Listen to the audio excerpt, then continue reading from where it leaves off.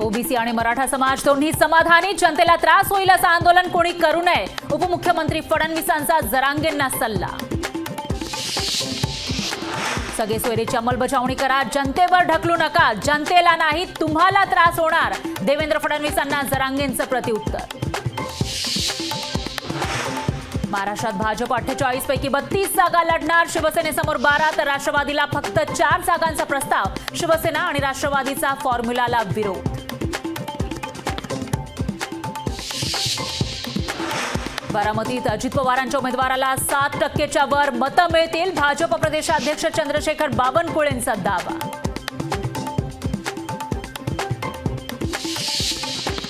मवियाचे लोकसभा जागा वाटप अंतिम टप्प्यात, 27 आणि 28 फेब्रुवारीला बैठकीमध्ये जागा वाटपावर होणार निर्णय, रमेश चन्निथला यांचं विधान. अजित पवारांच्या मागे बारामतीकरांचं पाठबळ कायमस्वरूपी राहणार, सुनेत्रा पवारांचा दावा. राज ठाकरेंनी जबाबदारी दिली तर लोकसभा निवडणूक लढवेन, अमित ठाकरेंचे निवडणूक लढण्याचे स्पष्ट संकेत.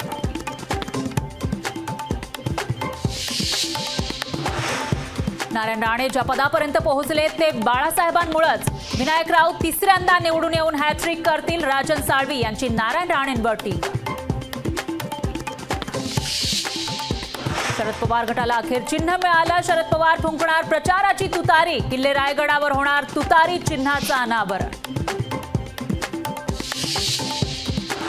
मार्च महिन्यात मोठा सोहळा, लवकरच स्वागता तुतारी सहित सज्ज, ट्विट करत अमोल मिटकरींचं सूचक वक्तव्य.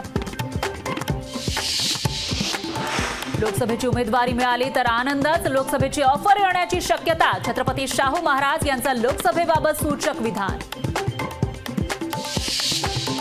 राष्ट्रीय समाज पक्ष वाढवण्यासाठी दौरा सुरू, जागेसाठी नाही तर ताकद वाढवण्यासाठी जाळं विणतोय, महादेव जानकर यांचं विधान. माजी मुख्यमंत्री मनोहर जोशींनी वयाच्या 86व्या वर्षी घेतला अखेरचा श्वास, राजकारणातील सर काळाच्या पडद्याआड, आक्रमक शिवसेनेचं शालीन नेतृत्व हरपलं.